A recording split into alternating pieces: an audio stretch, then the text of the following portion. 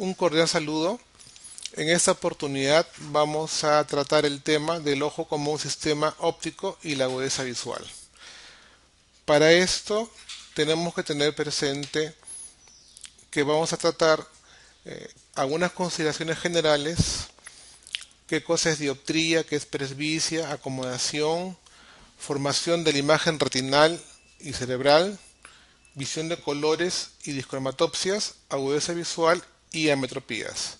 Nociones generales de estrabismo. Consideraciones generales. Nosotros sabemos y nos habremos dado cuenta que con nuestro ojito podemos ver de lejos y podemos ver de cerca. Por lo tanto, este ojo tiene esa capacidad de enfocar de cerca y enfocar de lejos. Pero yo, para poder estudiar este ojo, necesito de alguna manera que el ojo esté en reposo. Al hablar del ojo en reposo, nosotros tenemos en consideración que existen dos ejes en el ojo, un eje anatómico y un eje visual. El eje visual está formado por la córnea, el cristalino y la mácula. En cambio, el eje anatómico está formado por la córnea, el cristalino y el nervio óptico. Este ojo, para que esté en reposo, vale decir, no ejerza un efecto de acomodación, necesitamos que la luz ingrese al ojo en forma paralela.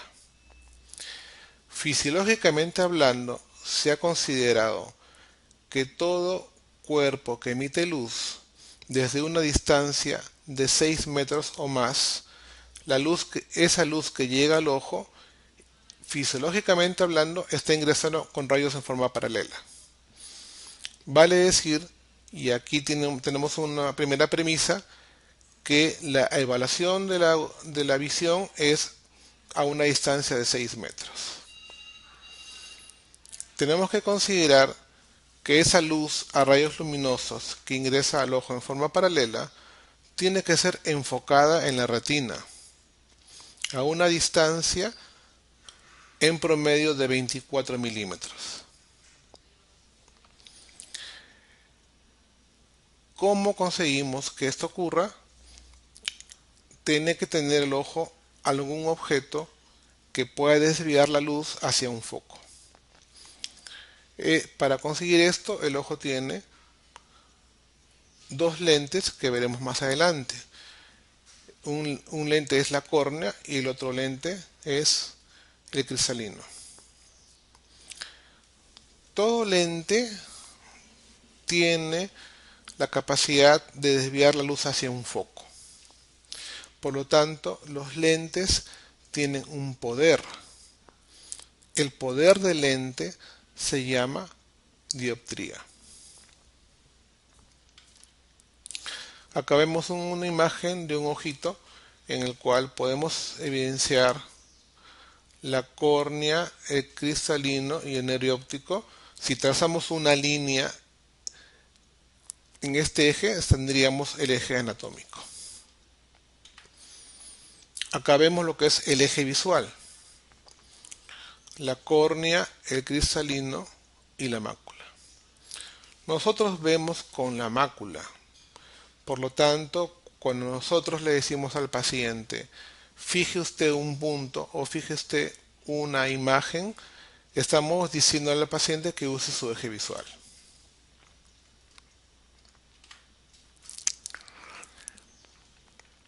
Hemos comentado que el poder de los lentes es la dioptría. La dioptría, ¿cómo se halla o cómo se evidencia? ¿Cómo se cuantifica?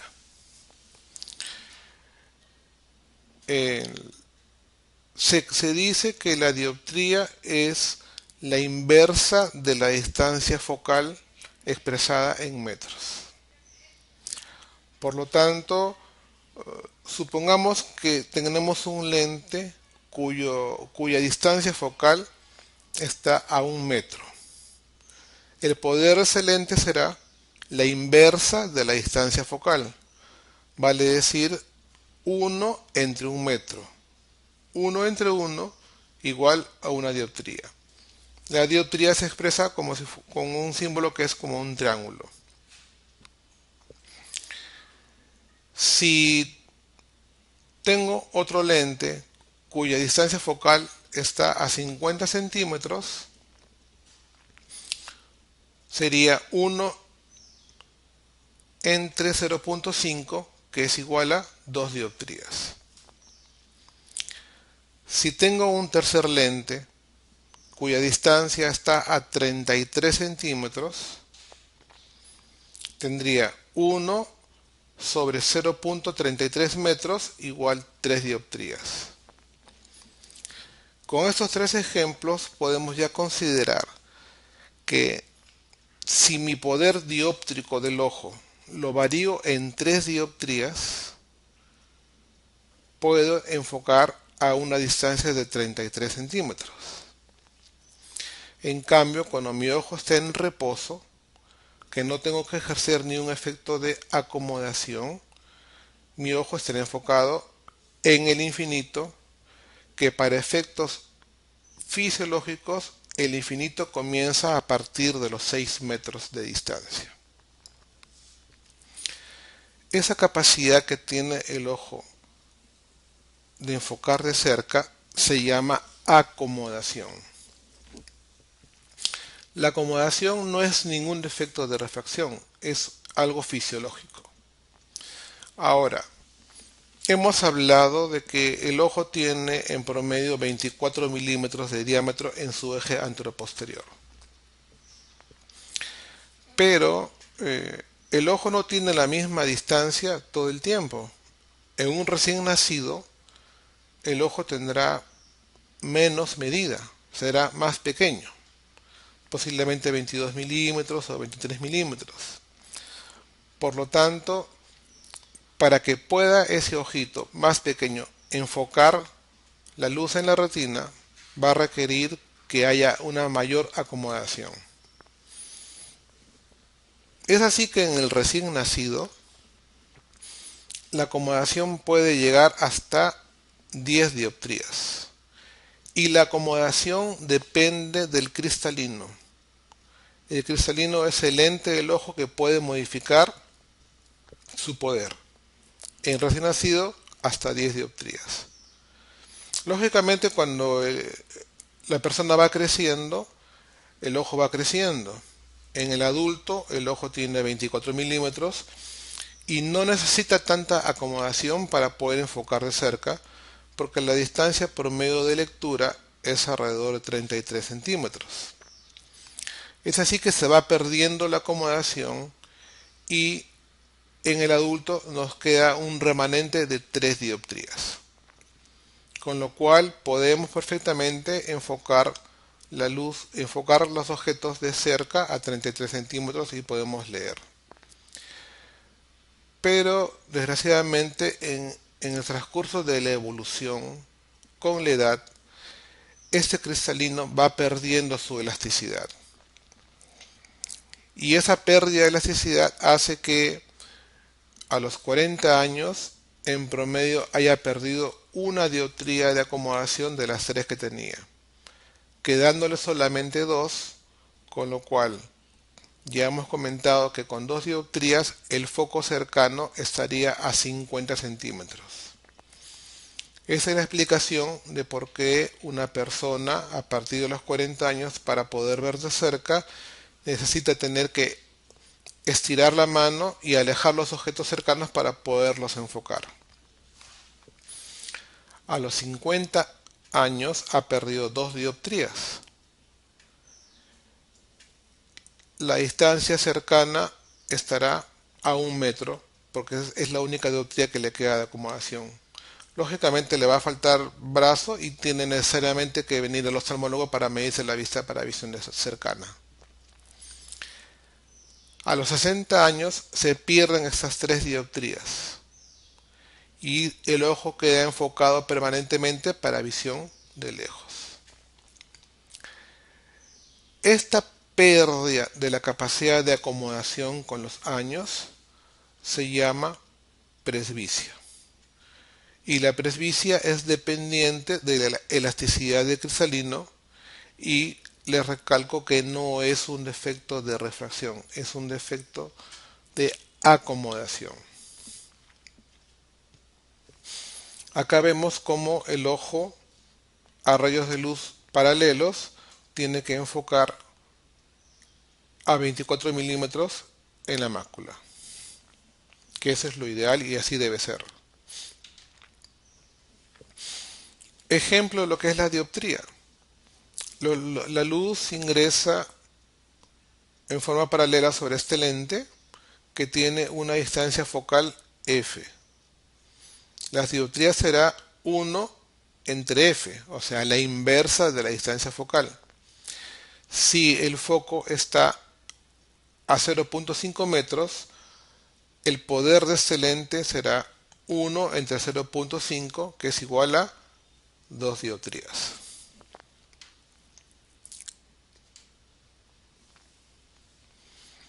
Poder de la córnea y el cristalino. Para que pueda enfocarse la imagen en la retina, la luz que ingresa el ojo en forma paralela tiene que ser desviada hacia un foco a 24 milímetros. Esto hace que los lentes del ojo sean la córnea y el cristalino. La córnea con un poder aproximado de 40 dioptrías y el cristalino con un poder aproximado de 20 dioptrías. Al estar colocados uno y otro a una distancia entre ellos y a tener diferentes medios de refracción, la conjunción final de este complejo hace que se pueda enfocar la luz justamente en la mácula.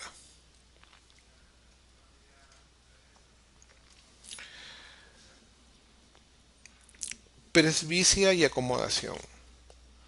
Cuando el músculo ciliar se relaja, el cristalino está enfocando para lejos. Cuando el músculo ciliar se contrae, conseguimos que el cristalino aumente su poder y el foco va a ser para la visión cercana.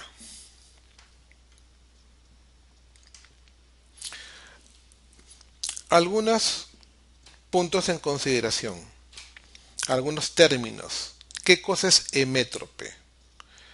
Es aquel ojo que sin patología estructural, los rayos luminosos que ingresan en forma paralela son enfocados en la mácula, sin utilizar la acomodación. Es la medida de la visión adecuada. En cambio, ¿qué es una ametropía? Es aquella alteración, el ojo sin alteración estructural, el cual produce una variación en el enfoque, ya sea hipermetropía delante de la retina, miopía, astigmatismo, anisometropía o aniseiconia. Estos términos los iremos explicando poco a poco más adelante. La luz que ingresa en el ojo en forma paralela tiene que estar enfocándose en la retina. Cuando la luz ingresa al ojo, sufre un primer filtro, el filtro de la pupila. La pupila regula la cantidad de luz que tiene que ingresar al ojo. Si hay poca luz, la pupila se dilatará por un efecto simpático para que ingrese más luz. Si hay mucha luz, la pupila se encogerá o hará una miosis por un efecto parasimpático. Luego, el cristalino va a originar que se varíe el poder total del ojo para que sea la luz enfocada en la retina. Pero en la retina, ¿quién recibe esa luz? ¿Quién recibe la luz que emite un objeto, una persona o cualquier otra imagen. Es recibida por los fotorreceptores. Los fotorreceptores son de dos tipos: los conos y los bastones. Los conos son para la luz diurna y los bastones para la luz nocturna o blanco y negro. Los conos nos sirven para ver los colores y los bastones solamente lo que es contraste entre blanco y negro. Tenemos tres tipos de conos: un cono rojo, un cono verde y un cono azul, y solamente un tipo de bastón. Cada uno de ellos, para poder trabajar, tiene que tener presente su enzima. El cono rojo tiene su enzima eritropsina, el verde tiene su enzima cloropsina, el azul tiene su enzima cianopsina y el bastón tiene su enzima rodopsina, la cual para trabajar requiere de la presencia de la vitamina A. Con este concepto ustedes ya se darán cuenta, y a partir de ese momento, que cuando nosotros decimos dele al paciente vitamina A para que mejore su visión, lo que vamos a hacer es mejorar la visión nocturna. Tenemos acá un ejemplo del espectro de recepción de cada uno de los fotorreceptores en una persona normal. Y acá tenemos un ejemplo de una percepción en un paciente con una alteración alterada en sus conos. Este pacientito que tiene un estímulo en este punto estará viendo la imagen de color rojo, pero realmente este punto corresponde al espectro de acción del cono verde. Por lo tanto, este paciente tendrá una discromatopsia rojo-verde, más conocida como daltonismo. La alteración que hay en la percepción de los conos nos da los diferentes tipos de discromatopsias que pueden haber. Acá tenemos un ejemplo de la retina con sus diferentes capas. Acá describimos cada una de ellas, las 10 capas de la retina. Tenemos 120 millones de conos y solamente 5 millones de bastones. Por lo tanto, somos predominantemente diurnos. Bastones pocos, la visión de noche no es algo que en nosotros sea preponderante. Acá tenemos la anatomía de un bastón, la anatomía de un cono con su segmento externo, interno, su terminal sináptica. Vemos que cada uno de ellos tiene un espectro de recepción. Vemos la retina que tenemos, que en esta imagen vemos que está fijada en dos puntos alrededor del nervio y en la hora serrata.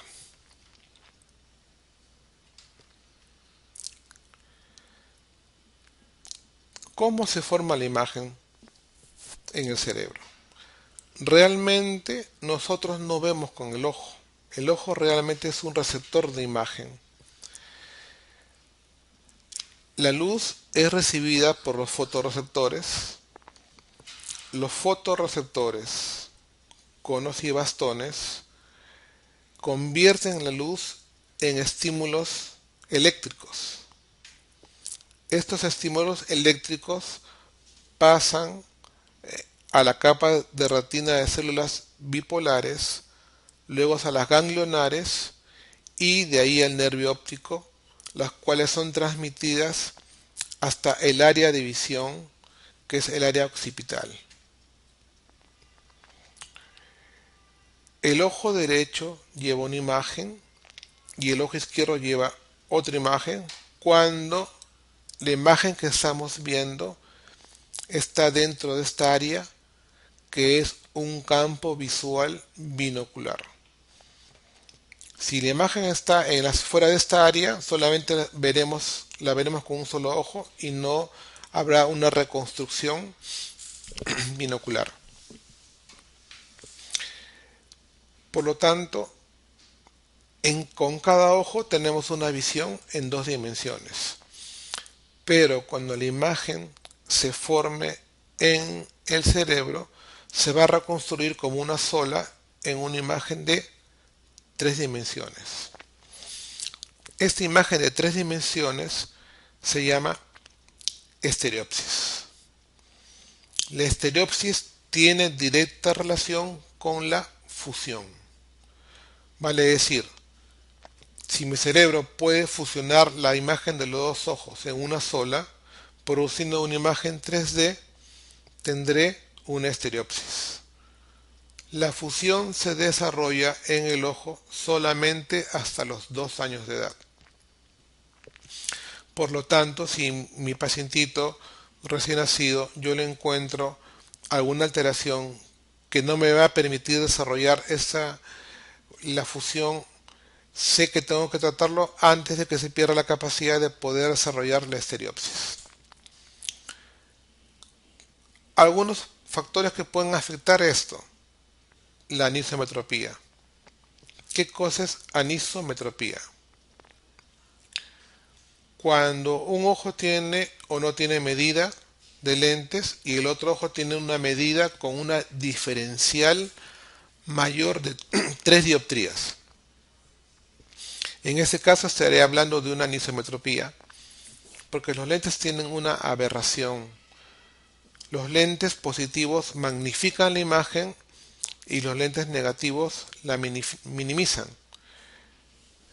Cuando hay una diferencial mayor de 3 dioptrías, esta diferenciación hace que mi cerebro no pueda fusionar, porque esa diferencia de tamaño de imagen se llama aniseiconia. Cuando existe aniseiconia no hay fusión, se altera esto, produciendo muchas veces una confusión que en el cerebro obliga a una de las imágenes suprimirlas. Y la supresión es un mecanismo que origina el ojo perezoso o ambliopía.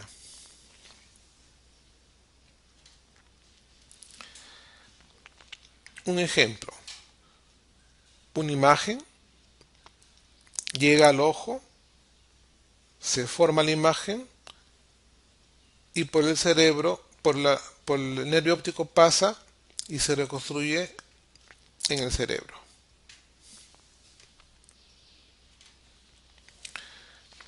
La estereopsis. Esta columna de objetos la puedo ver, está en mi área de visión binocular, la puedo ver con el ojo derecho y la puedo ver con el ojo izquierdo, reconstruyéndose en el cerebro en una imagen de 3 dimensiones. ¿Qué pasa si yo tengo una medida de lente menor y una medida de lente mayor? Cuando vea este objeto, en mi cerebro, en mi ojito, se va a formar una imagen grande y una imagen pequeña, no pudiendo reconstruirla en el área occipital, produciendo lo que ya hemos comentado. Eso se va a llamar aniseiconia, que la aniseiconia es producida por la anisometropía, en el cual acá podemos ver que la medida de este ojo es 4 y la medida de este ojo es 1. Hay una diferencial de 3 dioptrías. Esto más adelante, veremos que más adelante lo podremos corregir, como adelanto, usando lentes de contacto.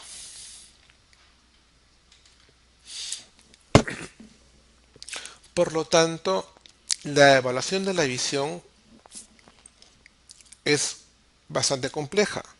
No solamente es evaluación de cuánto uno ve, lo que es agudeza visual.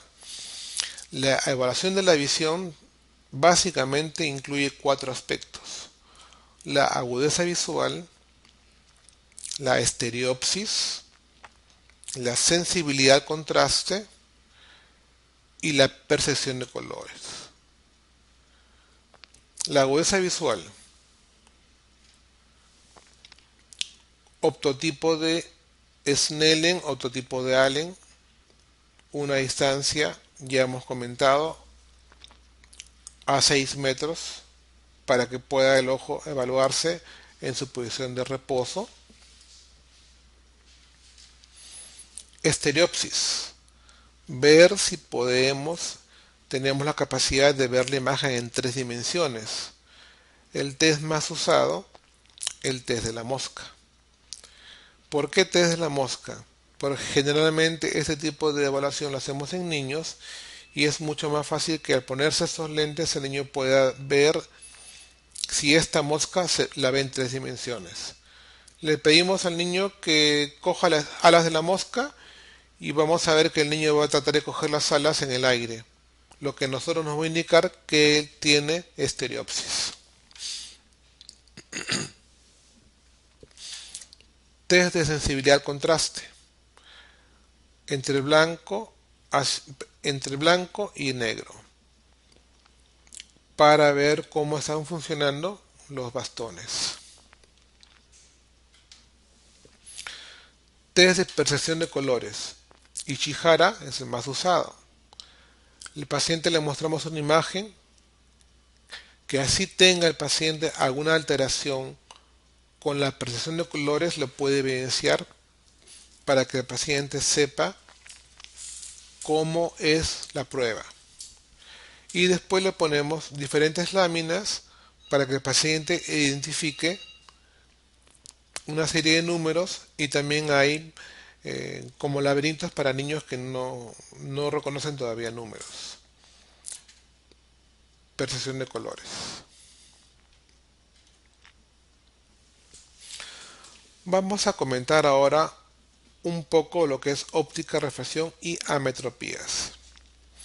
Ya hemos comentado con lo anterior que el paciente con visión normal ingresan en el ojo los rayos de luz en forma paralela y son enfocados con el ojo en reposo en la retina o mácula. El paciente con miopía, el foco está delante de la retina, dentro de la cámara posterior del ojo. El paciente con hipermetropía, el foco está detrás del ojo. Y el paciente con astigmatismo tiene la presencia de dos focos. En este caso tenemos un ejemplo en el paciente tiene un foco detrás de la retina y un foco delante de la retina. Eso lo iremos viendo. Para poder evaluar y ver las diferentes ametropías, primero tenemos que determinar y saber qué cosa es la agudeza visual. Consideramos que es la capacidad visual de una persona en la cual a 6 metros de distancia es capaz de visualizar una imagen de un determinado tamaño que ya está estipulado, que nos da la visión de 20/20. La evaluación de la agudeza visual requiere que el ojo detecte el objeto, lo descomponga en sus elementos, se transmita a la corteza cerebral y ahí el cerebro pueda compararlo con las diferentes formas que tiene en su memoria. La agudeza visual es función fundamental de los conos y por consiguiente de las células ganglionarias de la retina. Los factores de acomodación y corrección son importantes para la visión cercana. Corrección del enfoque. ¿Qué tamaño de la imagen? Proyectamos una pequeña imagen con un ángulo de divergencia de 5 grados y ponemos un ecran a una distancia de 20 pies. La imagen que se forma es la imagen que vamos a determinar para evaluar al paciente. Si el paciente ve una imagen de 5 grados de arco a 20 pies, tiene una agudeza visual de 20 sobre 20. Yo puedo coger ese objeto y poner un ecran a más distancia. Entonces voy a tener una imagen proyectada a 200 pies, 20-200, proyectada a 100 pies, 50 y así hasta formar mi cartilla de Snellen, en la cual la línea 8 en este ejemplo corresponde a la visión de 20 sobre 20.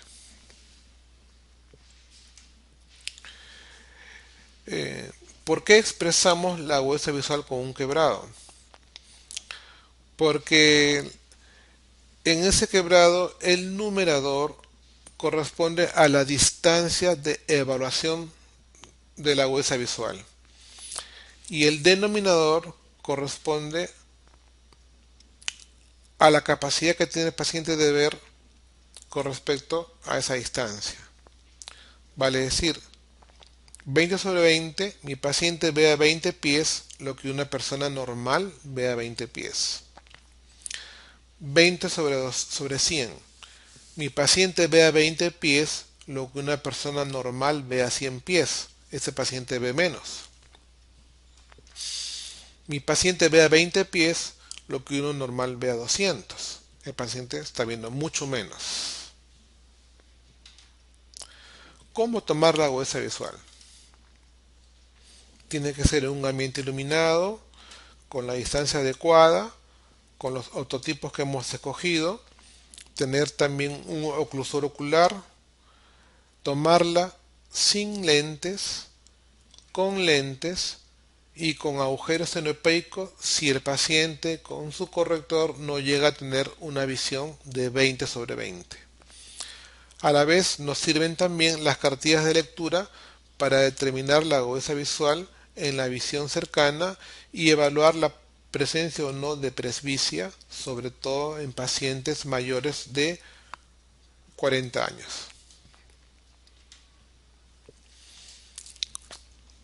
La cartilla de Snellen es la cartilla más usada para evaluar la agudeza visual. Ya hemos comentado un arco de 5 minutos a una distancia de 6 metros. Esa cartilla nos sirve para evaluar y ver la agudeza visual del paciente. Acá tenemos un ejemplo de cómo medir la agudeza visual haciéndolo más amigable para un niño. Acá vemos el uso del oclusor, en el cual tenemos un montón de puntitos, que es lo que se llama agujero esfenopeico en caso el paciente no tenga una visión de 20 sobre 20. El agujero esfenopeico permite solamente el ingreso de los rayos paralelos y anula el defecto refractivo, pudiendo enfocar al paciente en la retina y de esa manera mejorar su visión si es que presenta algún defecto, como por ejemplo hipermetropía, problemas de presbicia, problemas de visión cercana.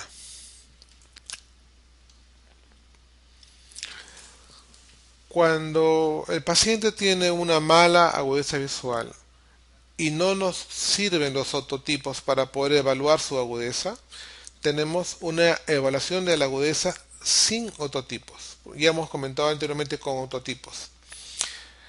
¿Qué rango de medición tenemos? Cuenta dedos. El paciente contará dedos a 1 metro, 2 metros, 30 centímetros. Movimiento de bultos, movimiento de manos. Primero manos, después bultos, que son más grandes. Proyección de luz, si es menor. Percepción de luz. Y en última instancia, no percibo de la luz, que equivaldría al paciente ciego. Tenemos también otra categoría, no solamente ceguera médica, que es no percibe luz, sino ceguera legal. Todo paciente que con la mejor ayuda visual que le podamos dar, su agudeza visual no es mejor que 20/200.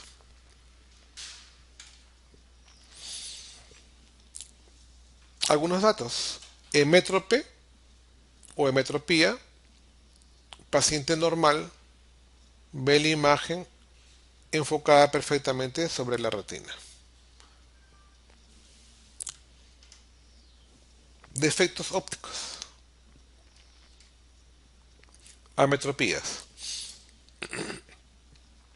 Miopía, hipermetropía, astigmatismo. La ametropía, los rayos que vienen del infinito no son enfocados en la retina.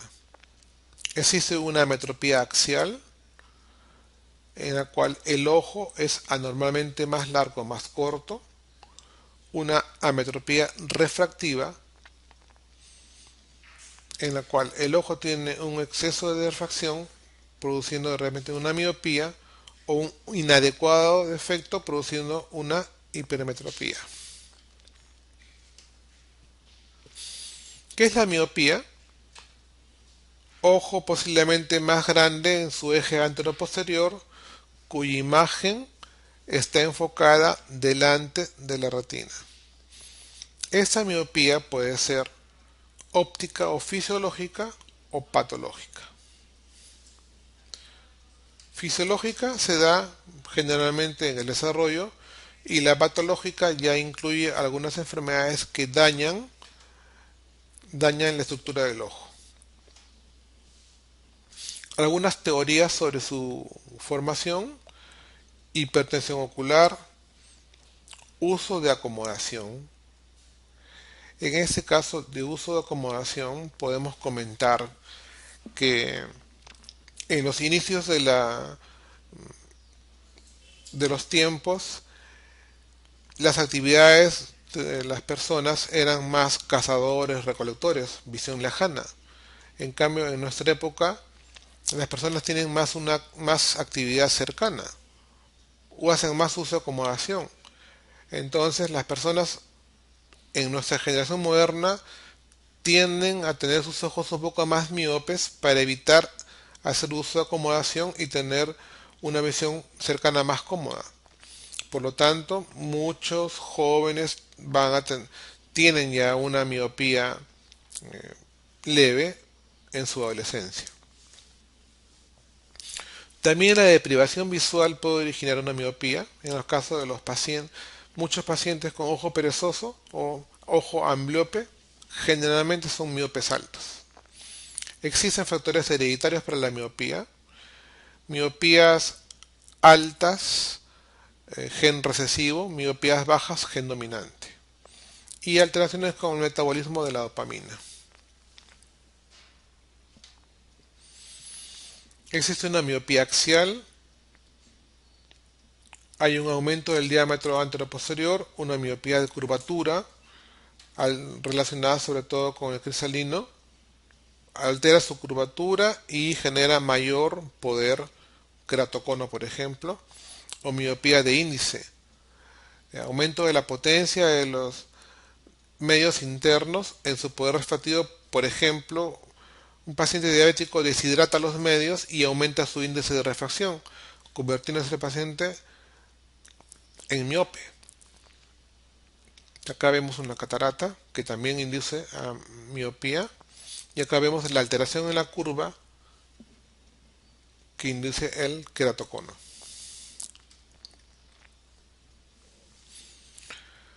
La miopía puede ser simple, sin lesión degenerativa, cuando el efecto es menor de 6 dioptrías, o degenerativa, cuando la miopía puede pasar de las 10 dioptrías, generando algunas lesiones en la retina que se pueden evidenciar desde generalmente el inicio, que es alrededor de los 10 años, hasta mayor a los 30 años. A veces también tiene un efecto hereditario. Ese es un ojito normal. Acá podemos ver un ojo que tiene una alteración ya en la retina. Como acá vemos un halo miópico. Acá vemos una degeneración de la retina por miopía alta, una miopía degenerativa, ya no fisiológica sino patológica. Y acá un desprendimiento de retina con un pequeño agujero en este sector originado justamente por el adelgazamiento de la retina debido a la miopía alta. ¿Cuál es la clínica? Mala visión de lejos, generalmente, y buena visión de cerca. Generalmente los miopes tienen cierta afición a la lectura porque como su visión cercana es la mejor, tienden a hacer todas actividades cercanas. La visión nocturna empeora con los cuadros de midriasis.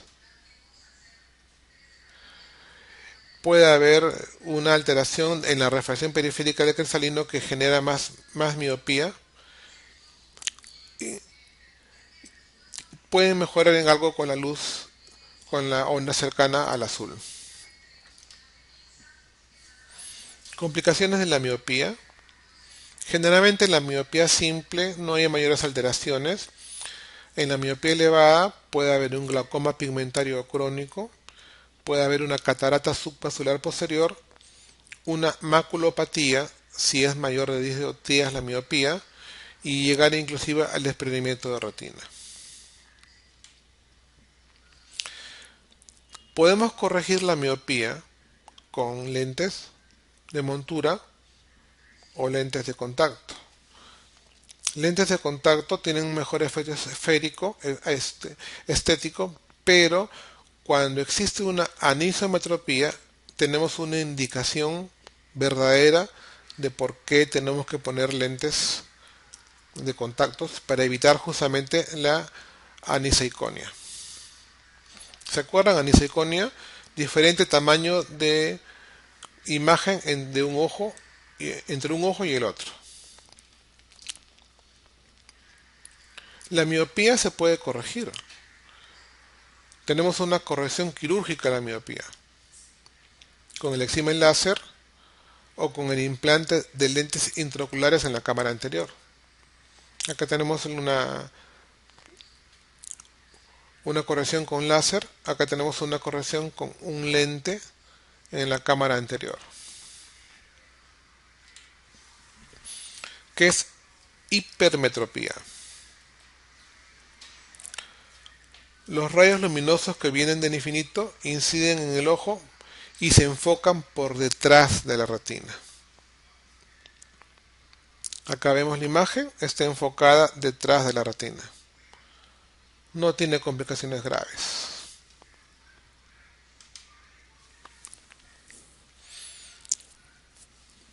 Se asocian generalmente a un diámetro antero-posterior menor, a córneas pequeñas en algunos casos, otras cuando existe patología, edema macular o tumor orbitario que reduce el diámetro antero-posterior del ojo.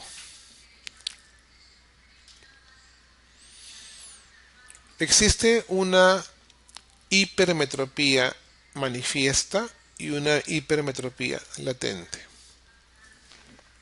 ¿Cómo es esto? Ya hemos comentado que nosotros tenemos la capacidad de acomodar para ver de cerca. Si un paciente X tiene de repente una hipermetropía de una dioptría, ese paciente puede utilizar su acomodación de cerca para ver de lejos, teniendo una visión de 20/20. Pero al usar su acomodación de cerca para lejos, va a perder a temprana edad su capacidad para ver de cerca o va a tener mucho cansancio en la visión cercana. Eso va a ser motivo de consulta y cuando le hagamos nosotros la evaluación vamos a determinar justamente que tiene esto, que tiene una hipermetropía latente, porque no está manifiesta, porque no requiere lente para ver 20/20, pero que tiene un cansancio en su visión cercana. En cambio, si tenemos un paciente con una hipermetropía con medida de repente 5, ese paciente necesariamente va a usar su acomodación, pero usará 3 y le va a faltar 2. De todas maneras va a tener una manifestación de su hipermetropía. La clínica de la hipermetropía, generalmente el paciente tiene mala visión cercana, buena visión de lejos. Ya hemos comentado por qué tiene esta posibilidad de acomodar. Generalmente la cámara anterior es poco profunda y los pacientes hipermétropes que tienen ojo pequeño tienen más riesgo de hacer glaucoma de ángulo estrecho. Pueden verse algunas veces en un fondo de ojo un pseudo papiledema.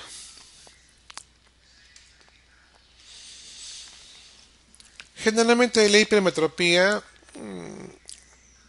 el niño utiliza la acomodación para ver de lejos. Pero nuestro organismo es tan sabio que la acomodación que usamos para ver de cerca está acompañada de una convergencia. Si el niño usa la acomodación para ver de lejos, también se va a generar una convergencia y el paciente va a presentar un estrabismo, en este caso convergente.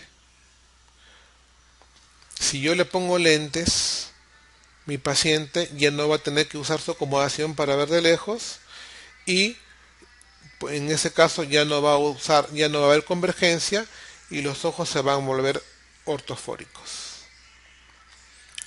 Por lo tanto, en los niños, la primera fase de corrección de el estrabismo, porque muchas veces la mamá lo trae al niño por estrabismo y no lo trae porque no ve de lejos, es hacerle una buena refracción con cicloplegia, paralizando el músculo de acomodación para poder determinar la medida real de lente y poder conseguir este efecto de ortoforia. En los adultos depende más de los síntomas y del tipo de trabajo. Muchas veces hablamos de un prepresbita. Es aquel que tiene defecto de cerca porque usa su hipermetropía para ver de lejos. Muchas veces los lentes positivos son un poco gruesos y los lentes de contacto dan una visión un poquito más estética. También se puede corregir la hipermetropía con cirugía, en este caso de la hipermetropía con excimer láser. ¿Qué es el astigmatismo? La presencia de dos focos. A veces por diferencias en las curvaturas corneales entre el eje de 90 y el eje de 180, produciendo en este caso, como ejemplo, un foco delante y un foco detrás. Puede haber un astigmatismo regular y un astigmatismo irregular. De repente una lesión previa en la córnea me va a originar un astigmatismo irregular. En cambio, una lesión fisiológica de la córnea, un astigmatismo regular. La mayoría de los astigmatismos son de origen corneal. El astigmatismo cristaliniano es menos frecuente. Se forman dos líneas focales como hemos comentado y puede inclusive ser una línea miópica y una línea hipermetrópica. ¿Cómo lo corregimos? Con lentes cilíndricos. En el astigmatismo irregular no hay foco muy definido. Generalmente pueden asociarse a enfermedades como el keratocono o cicatrices corneales. Los lentes de contacto rígidos son la mejor opción para corregir ese tipo de astigmatismo. La clínica depende de la cuantía y del tipo de astigmatismo. Generalmente los defectos altos cursan con mala visión. Y la forma hipermetrópica es una de las principales causas de astenopia acomodativa. ¿Qué es astenopia? El paciente se queja que no ve bien, que él se cansa, dolor de cabeza, malestar, enrojecimiento ocular, astenopia.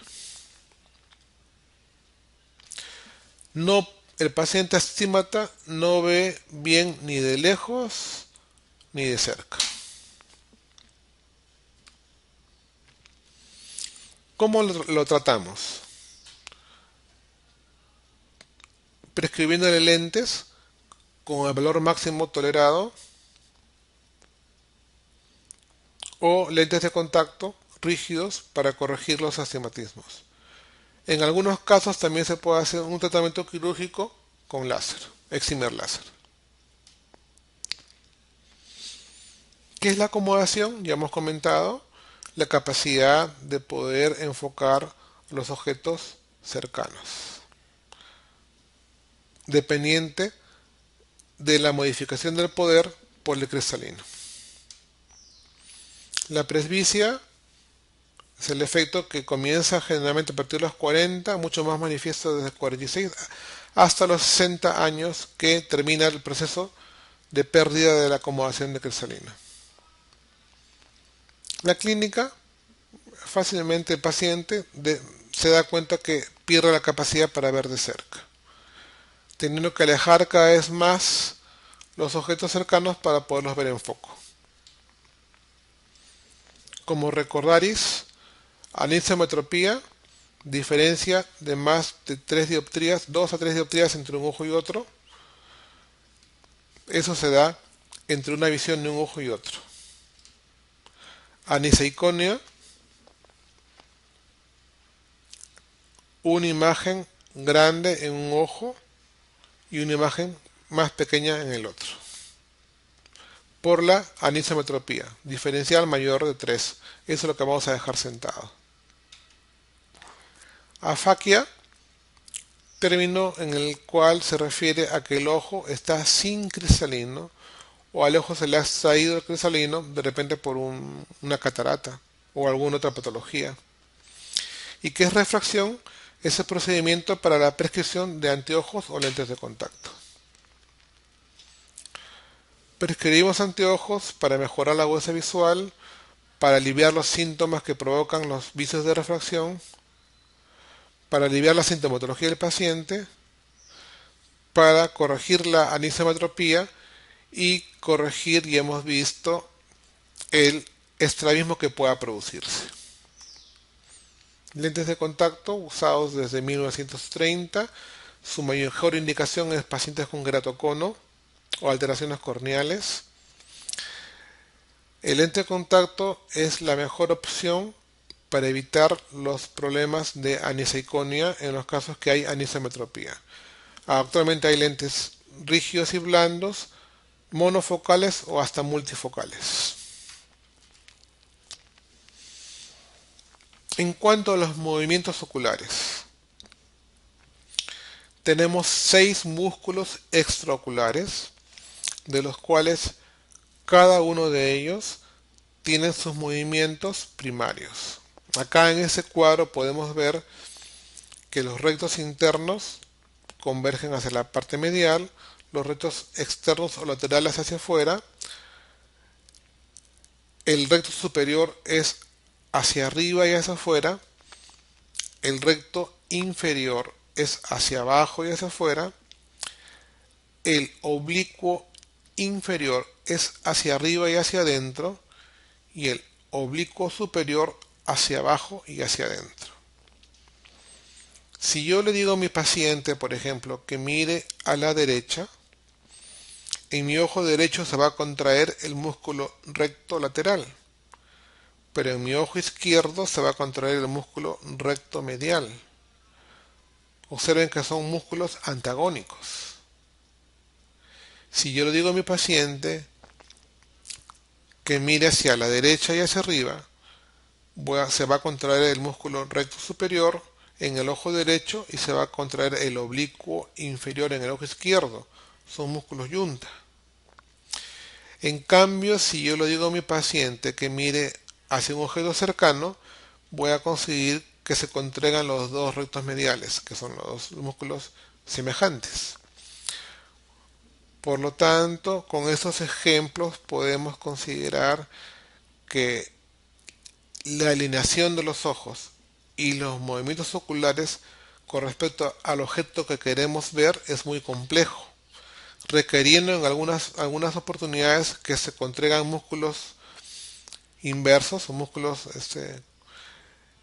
contralaterales, en otros músculos yunta, en unos agónicos o en otros antagónicos. Felizmente todo este proceso es guiado por el cerebro y muchas veces lo hacemos en forma involuntaria. Fácilmente nosotros queremos dirigir la mirada hacia un objeto y el cerebro se encarga de ver qué músculos contrae y en qué medida para que podamos ejercer el efecto que deseamos. Pero existe alteración justamente de esos movimientos. Y la alteración de esos movimientos está catalogada como estrabismo. Nociones generales de esto y algunos términos que tenemos que tener en consideración. Ortoforia, ojo normal u ojos alineados. Foria, desviación latente, la cual puede ser exoforia o desviación hacia afuera. O esoforia o desviación hacia adentro, o también llamada endoforia. Eso es latente. ¿Cómo se manifiesta lo latente? Cuando yo rompo la fusión. ¿Vale? La rompo tapando un ojo, descubriéndolo, con un test de cover and cover.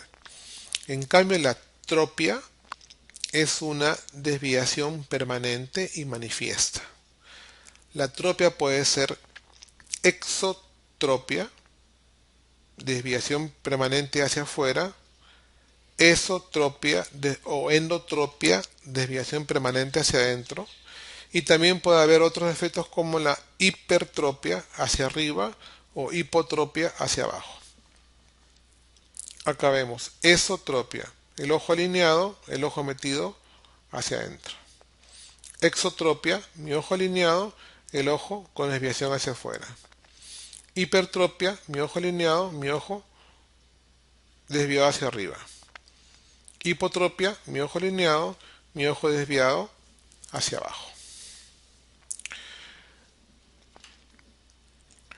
Con esto hemos concluido nociones generales sobre lo que hemos comentado de óptica, refracción y bases sobre el estrabismo. Muchas gracias.